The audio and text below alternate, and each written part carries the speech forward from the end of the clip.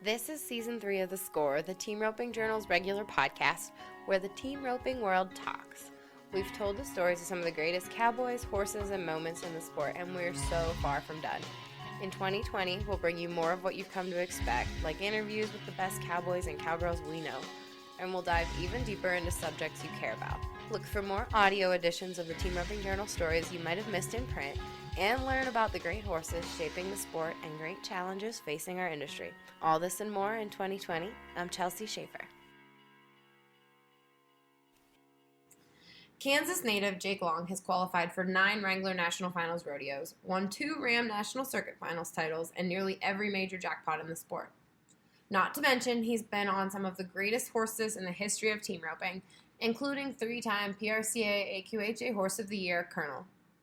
In this very odd rodeo season, marked by cancellations and postponements, Long sits 5th in the PRCA's world standings with $41,158 won here in July, and he's healing for 3-time World Champion Clay Tryan, the 3rd Tryan brother that he's roped behind. This interview is a rare, candid opportunity with Long, who doesn't always say too much. In it, it's presented by Cactus Ropes. Jake and I talk about his journey over the last few decades that's transformed him into one of the sport's greats, and a horseman at that.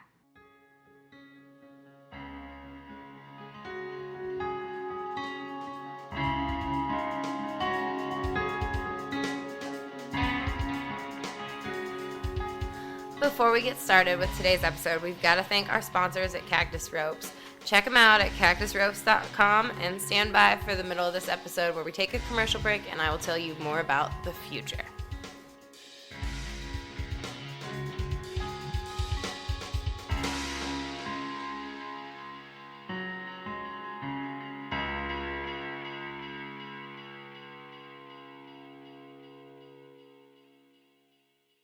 How are you, Yes, Jake? ma'am. How's everything? I'm doing well. Good. It's good. Been getting to hang out a lot, play a lot of golf, and not too many complaints up here. Does Clay Tryan golf too? He likes to. Stacy Little is a friend of his that lives in Denver, and he's got like a chipping green in his backyard, and I think he likes to golf on that. But I haven't actually seen his skills on a big course yet. Gotcha. So are you golfing by your lonesome up there in Montana, or you got the whole Tryan family to choose from as far as golf buddies?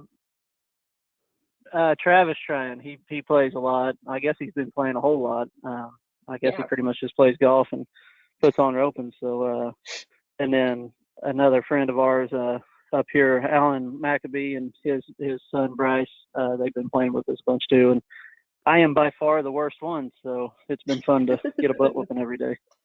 So the horses are gorgeous up there, though. It is. There's a really we've been playing at that Prior Creek right there in Huntley, and it's an awesome course, and it's actually pretty reasonably priced for as nice as it is too. So it's not too bad, money wise when you get stuck for a few days. You're not dropping a ton. Yeah. Now I was looking at the standings just now, and you've got 41,001. Usually having 41,001 isn't like this glamorous number, but right now, how are you feeling about being 5th in the world and having 41,001? I feel really fortunate because, especially with this year and everything going on, if you're behind, you're going to have to do some stuff to at least make sure you're in position to make the finals if they end up having one. And I mean, we're all obviously just guessing because this is our first time around with everything going on, but I feel like, somewhere around 40, 45 probably is going to end up making it top 15. So, it's nice to, even if I'm wrong, it's nice to feel like I'm kind of safe at the moment. Yeah. I mean, if the number ends up being wrong, but I just, we're trying to rodeo a little more economically correct, I guess, right now. We're, like I said, we want to be in position to make the finals if it does happen. But we're trying to not do a lot of flying or unnecessary trips. And I know a lot of guys are having to run around to, $1,500 added rodeos, mainly just because that's the only thing going on. And, we're trying to just kind of do things a little smarter, like I said, where we can kind of make money along the way. And that way, if they don't end up having it, then, well, at least we made some money along the way and we didn't just chase the point side of it as much. Yeah. Yeah. How stressful as far as not as so much uncertainty, and as far as, not knowing if you're going to have a chance at an NFR, how has that been for you personally? I think mentally it makes it hard because, I think most of us realistically are looking at it thinking they're probably not going to have an NFR in Vegas at least. Mm-hmm. And I think mentally that makes it harder to get up for going to the rodeos, because that's why, I know for me and Clay, that's the only reason we mainly rodeo Mm-hmm. is, you want to make the NFR and chase a gold buckle. So if we're out here just going to rodeos to go to rodeos, and it's kind of like, like I said, we're trying to do good and do our best and make money, but it does take a little bit of the thrill away of, like, chasing the standings or trying to get in a good spot for going into Vegas. And so it's definitely been a lot different atmosphere out here. And I think, like I said, I think a lot of guys are feeling that same thing, where it's, you don't, just deep down, you don't know for sure what you're out here for, as far as like what the end result is. If we're just going to rodeos to go to them, or, what our I guess our goal or our reward's going to be at the end of it. So what will success, say there's not an NFR, if you've thought about that so far, like, what will success look like for you this year? I guess it just comes down to making money. I don't really have a set number in my head, but I'd like to be able to put everything together at the end of the day and know that we were at least, making money, making profit. Sure. More the better, I guess. So I guess it's that simple. There's really, because there's no other really goal. As far as, I guess it would still be to try to kind of be number one, just that way you were out winning everybody. We're behind quite a ways because of the guys that won the American. It's going to make it really hard to, with not very many big chances, it's going to make it really difficult to catch up to those guys. But, like you said, being in the top 5 right now, like, I feel like personally that we are roping good and that we're having success right now. So I guess it just comes down to, I would like to feel like I'm doing my job day in and day out, and then just make money. Yeah. And then I don't want to say you're seasoning a horse, but you kind of are. You've got a younger horse that's replacing or stepping in for Colonel. Tell me about that horse. Yeah. His name's CJ. I bought him off of Trevor Kirkenschlager 2 years ago. And it was a horse he kind of caught my eye when Trevor had him. And then somebody kind of in passing by mentioned that Trevor might be willing to sell him. And I think I got to him as fast as I could. Like, I felt like it was a known secret now. So yeah, I kind of rushed him and we talked about it, and I was able to buy him, and he's just, he's been such a blessing. Number one, his personality is so cool. My youngest daughter, Hazley, she's a little timid riding still right now, and that's the only horse that she'll ride. And I can go run the hardest running steers in the world on him, as many as I want to run, and then throw her on him, and he won't get out of a trot. He's just got a really, really cool personality. And I've been riding him at a bunch of jackpots really about the last year and a half, and I've had a ton of success on him. But obviously with having Colonel, it was a hard job to get in there and get first string. Colonel's kind of seemed like he's been a little bit sore here lately. And like I said, I just had been doing so good on the roan that I thought, you know what, I'm going to leave Colonel home, let him rest up, let him get healthy, and we'll take this roan and my backup horse Ironman that I've had for a few years now. And he's, to his credit, was completely flawless over the 4th. We had some really tough steers, and Prescott was probably the place I was the most proud of him, because he's a little skittish. If there's a rope or something on the ground, he'll kind of really look at it. And I went to Speed Williams the day before I left, and I was like, hey, I need to barrier break him. And he's like, where are you going? I was like, Prescott. He's like, I don't think you can barrier break one the day before you leave. I'm like, well, this is the one I'm riding, so we're going to do the best we can. And about the 3rd time through the barrier, it wrapped around his leg, and he is not a fan of stuff getting around his legs. So then I'm like, man, we're completely toast. And thankfully, Philip Sheridan, he kind of helped me, and we kind of got him lined out best we could. And he didn't just run through the barrier, but he did pretty well. And the good thing about him, even though he made us pretty late by kind of looking at it, he's got quite a bit of gas to him and gathered him pretty good. So we were able to get the win down there. So that was nice. That's awesome. And that horse, I mean, if you had to go to the NFR tomorrow, would you ride him? Would you ride Iron Man, or would you pull Colonel out? Hey, if round one was tomorrow, I'd be on CJ. Mm-hmm. That's cool. Yeah.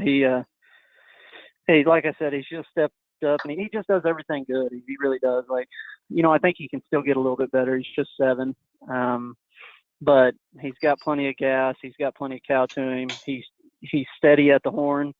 When I first bought him, it was like he was angry at the cow every time. He was probably the most violent horse I'd ever rode as far as like taking the hit. But I had kind of softened him up a little bit there, but he's just solid. He just does everything really, really good. And like I said, he gives you confidence because he just eases around. Nothing really gets him too rattled. And it's just I guess it's a fun experience when you're on him. Did you see all that in him when you saw him when Trevor was riding him? I did. Which, I think there's just some guys in this world, like, and I think Trevor's one of those that, like, pretty much anything he gets on, he's going to make look pretty cool. So you don't want to get too excited about just because they look cool when he's on them, because he does ride so well.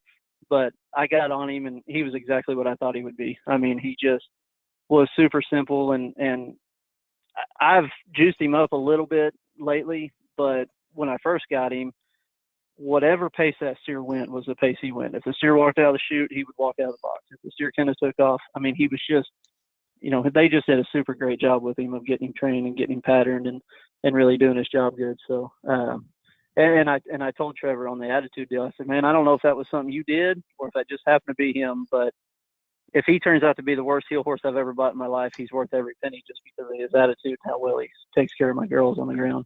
Absolutely. That's absolutely one of the most critical things as we get older. And I used to put up with a lot of broncs, and I'm sure you put up with some stuff too. Like, now that we have kids, it's so important for them to be safe around the horses. And I've given up. Yeah, it's so. Yeah. Yeah, well, it's almost impossible for that not to be one of the first things you think about. Not only do they need to work good and do their job, but they got to be, if one of my little girls walk behind them and they're not paying attention, I don't want them to kick their head off, and no matter how good they are, if there's something like that, well, then it's probably not a horse that I can own just because I can't trust it around my kids. So. Was Colonel good around the kids? Yeah, he's always been super great. And I've been really blessed in that area. I've really only had one horse that, was a little bit sketchy. I got a horse that we call Lieutenant, and he's just scared of things though. Like, he's not mean spirited or that he's trying to be upset, but he's the only one that we got to kind of watch. But everything else has always been, I've been, like I said, very blessed that not only are they good horses in the arena, but man, they're just, every one of them seem to just be sweethearts out of the arena, which I think little girls have that effect on them. Yeah. Because, every one of them watch me a little different than they watch them. Because anytime they come out there, they usually got a cookie in hand. And, like I said, CJ's kind of Hazley's horse. So I got this little bitty brush that's about 3 inches long. And she told my wife that I had to brush him 5 times every day I roped and 2 times if I didn't rope. So he gets pampered quite a bit. That's awesome.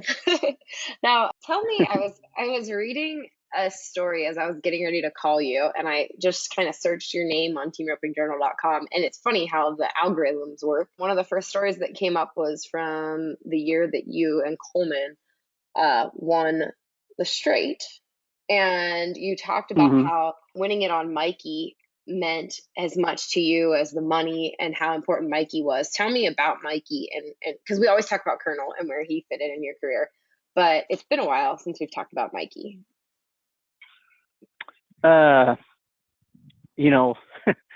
Actually kind of makes me a tiny bit emotional for some reason. Anyway, Mikey's the horse that started it all. As far as he was the first horse that I had that was this caliber of horse, and he was the first one that I ever got to ride that I didn't have to worry about him at all. All I had to do was worry about roping. And he obviously means so much to me because I had a cousin that passed away, and that's why I named him Mikey. My cousin's name was Mike White, and I had actually just bought the horse like 2 weeks before he passed away, and I couldn't really come up with a name to name him. I mean, we thought and thought and thought, couldn't come up with nothing. His name was Chili Dog when I bought him from Cody Rose, and I didn't want to leave it Chili Dog because obviously Richie's famous horse Chili Dog. I didn't want to copy the name. So then when Mike passed away, I named him Mikey, and I think it bothers me a little bit just because I had to put Mikey down earlier this year, and so I'm so sorry. I don't really know what was going on. He got to where, which he had a good run. He was 20 years old, I guess. He was a 2000 model, but it hit me harder than I thought it would to put him down. And I didn't even have to be there to do it. He's been at my mom's house for the past, 5 years maybe, just kind of hanging out in the pasture, enjoying life. And he just got to where his teeth were bad and he couldn't eat and stuff, so we had to put him down. But he, like I said, he was the horse that started it all. He was great in every setup, and he was the smallest horse I think I've ever rode, but he might have had the biggest heart. And for that little bitty package, he still might be the fastest horse I've ever rode. I mean, he could run so fast, and he was a little reject cutter. And one of the first rodeos I ever took him to, I'll never forget this, was Amarillo, Texas. Me and Coleman decided to go. We want to kind of see how our run stacks up to to the big boys. And so we enter Amarillo.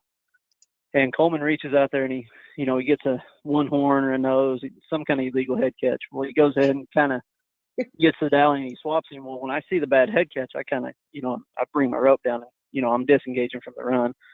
Well, when that steer turned, this little horse made a corner that I don't think any other horse could have made. And dang near tweaked my groin and made me fall off because I didn't expect him to turn like that. And that was pretty much his career. He never, people think I'm making this up. He literally never made a mistake for like 5 years. And the very first time I ever had him make a mistake was in Deadwood, South Dakota. Me and Brady Tryan had a really, really tough steer. And this sucker like hit and shot away from me. And he kind of missed the corner just a little bit. And I leave the arena and I tell a couple of people, I'm like, oh my gosh, man, something's got to be wrong with him. I don't know. They're like, man, that steer was really tough. I'm like, you don't understand. This horse has never ever made a mistake, never, not even remotely got one by him. And it just kind of steadily, I think his size and me not being the best horseman as far as how I roped, and I made him take some hits that he probably shouldn't have took over the years.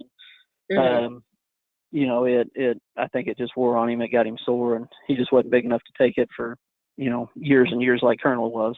Colonel lasted for 8 years before he ever even got remotely sore. So, it's, without him, I don't know if I'm here, just because he, like I said, he was the first horse that let me just focus on roping. I didn't ever have to worry about where I was going to be on the cow, if I was going to be able to get to the cow. I mean, I could do anything and everything I ever needed to do on him. He was awesome. He really was. Did the girls get to ride him at all?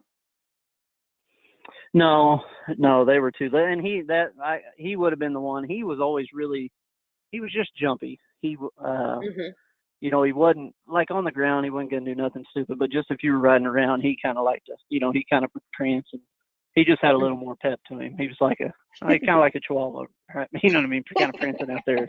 And the rest of my dogs or the rest of my horses have kind of been like Basset Hounds or something. They just kind of saunter around. But that little guy, he liked to get where he was going. So cool.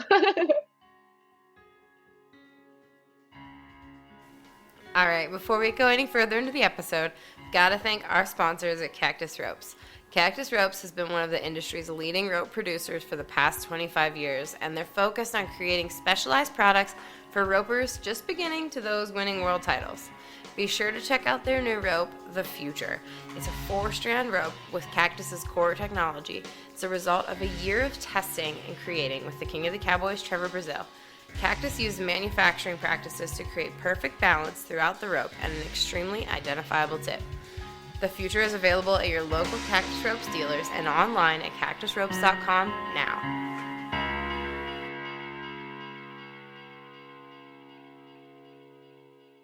Well, talking kind of about a little bit further back and in your career, I was looking at the PRCA's website, and you can correct me if this is wrong, but you won your first Ram National Circuit Finals in 2007. Is that true?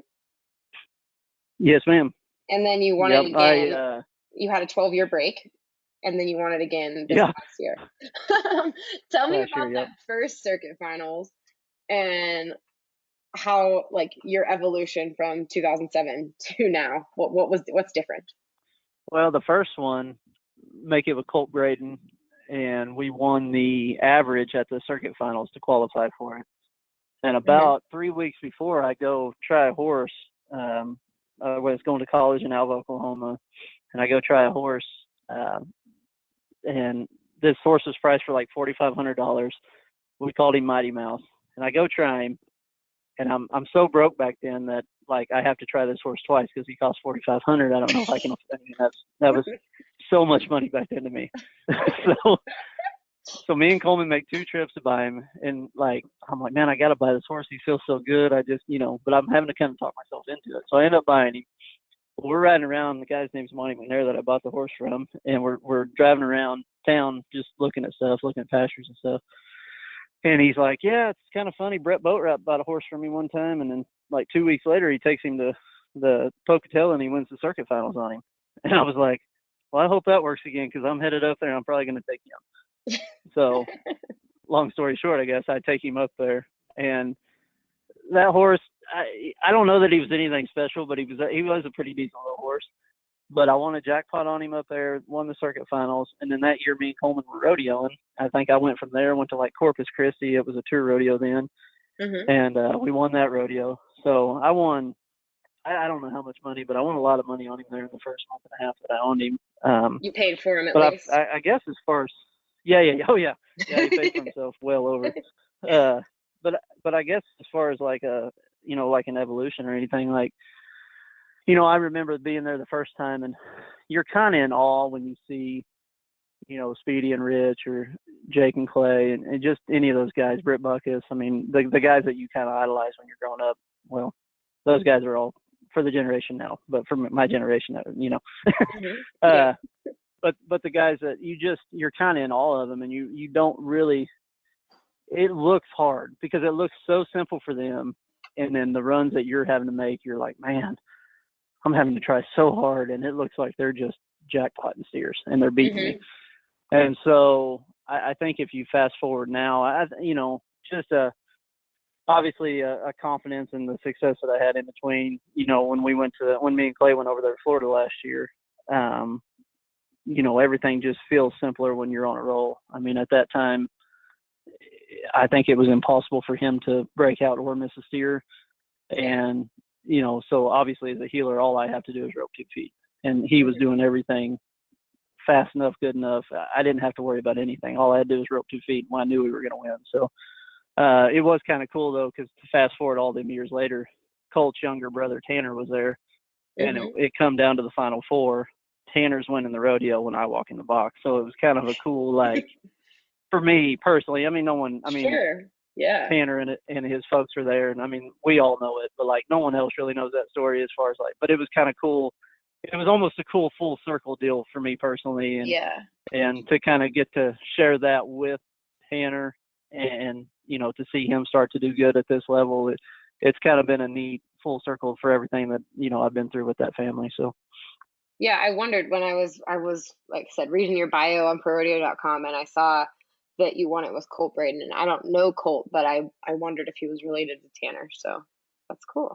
yep, that's his older brother, and like I said, that's I've been a many miles with Colt in the truck, and then like I said, that his dad Bucky has helped me a ton, growing up, helped me with my roping and my horsemanship, and that I have a special bond with that family, I guess. So it's been neat to see, like I said, to see Tanner. I remember it's funny getting older because I remember Tanner when when he was just a baby, basically. I mean, he's 5 years old running around, and in a way, you always see him that way, Hmm. and you kind of forget that, like, oh, they're getting older too as you get older. So it was Hmm. almost a shock to me when he started going to the pro rodeos. I was like, oh, you shouldn't even be old enough to be doing this shit. Right? Absolutely. Yeah. Very good. Now your degree is in agricultural business. How critical was getting that degree to you? Do you have one? You did finish? Uh, I do. Yeah. Well, I think at the time it was very critical, honestly, because I didn't have any idea what I wanted to do. I mean, obviously I wanted a rodeo, but I didn't have anything factually telling me that this was going to work. So, you know, it was nice to have a backup plan. It was nice to know that if I try this for a few years and it doesn't work, I've got a degree that I can go get a job. And I think just having the degree, it's just kind of the most versatile degree that you can have in the agricultural industry. So whether I wanted to go work at a bank or a gas refinery or, you know, go work on a ranch somewhere, like it was going to allow me a lot of diversity as far as options of a job. Luckily, this all worked out and this is what I wanted to do, obviously. But it was nice that I had a backup plan if this didn't work. So at the time, it was really huge for me. I know a lot of guys, you know, didn't go to college or they didn't really give themselves a backup plan. And a lot of those guys are, I don't want to call them child prodigies, but you kind of knew they were going to make it. I wasn't one of those guys. I mean, really, I'd probably come more out of left field as far as like who the heck is this guy from Kansas. And, you know, it was, I'm glad it worked, but I mean, if we're being 100% honest, I didn't even know for sure that it would. So, I mean, yeah, it was really huge for me to go ahead and finish that. And honestly, I wasn't ready to rodeo before I tried. I was 26 when I made it. I was 23 the first year I tried to rodeo full time. And I think I probably always had the talent for it, but I just had too many holes in my game. And I think it would have hurt me in the long run if I would have tried sooner. So I actually think it was a benefit for me to go to college, gain some confidence and kind of refine things there. And then by the time I started, I had enough maturity to me in life that I think it allowed me to kind of learn and be a little more receptive to things. I think when you're younger, you tend to be a little more bullheaded, maybe a little more shut off to ideas. And the older you get, I feel like you get a little more open-minded. You kind of get a little more seasoned, a little more, you know, there's more than one way to skin a cat here. So you're a little more willing to listen to people and really soak it in and change if you need to. Yeah.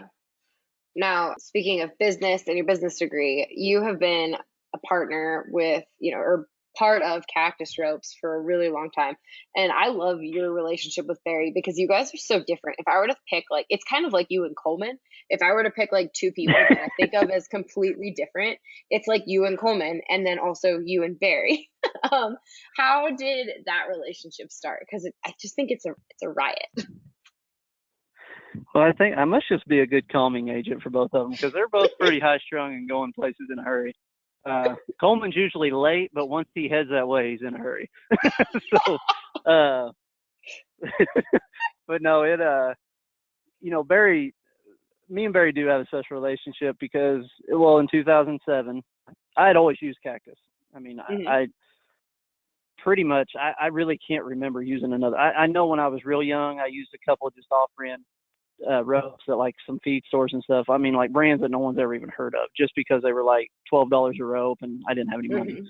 But ever since I really recall using ropes and trying to actually do good, Cactus is what I used. And so when it come around to where, you know, maybe I thought I was decent enough that I, you know what I mean, I wanted to ask for some help, I called Alan Block and he got in contact with Barry. And it was the funniest thing because from the very first time I've ever talked to Barry, he treated me like family. I mean, and I was nobody as nobody could get. Hadn't ever won nothing, done nothing, anything. And he treated me like I was Clay O'Brien Cooper. And I thought that was the coolest thing that I've ever, you know what I mean? It was just, I was in awe of how he viewed me as a roper. And so that same year, so I get signed on with Cactus. I'm sponsored by him. So that same year, maybe a couple months later, Coleman's kind of flying back and forth doing some college rodeos and stuff and going back and forth to school. And I had the rig and we're down there in Texas. And so I talked to Barry and he's like, dude, just come over and stay at my house and hang out with me and the kids and the wife. And so I think for a week and a half or 2 weeks, I kept my horses at the Cactus factory. I lived in Barry's house with him and his family.